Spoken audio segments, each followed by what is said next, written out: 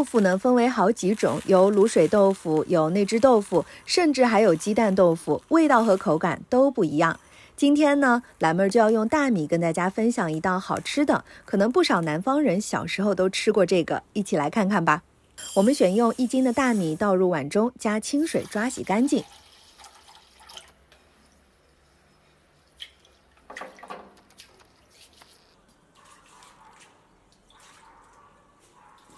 淘洗干净大米之后呢，往碗中倒入2斤水来泡制大米，直到把大米的米粒胀开，颜色发白就可以了。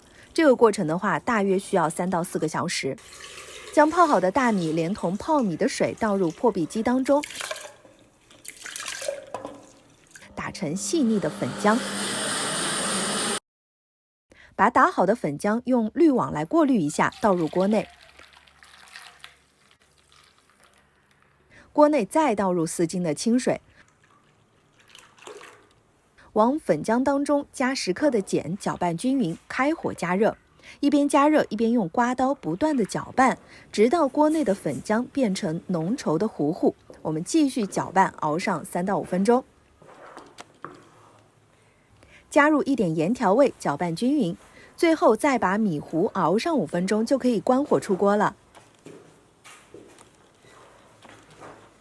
将熬好的米糊倒入容器当中，等它冷却凝固。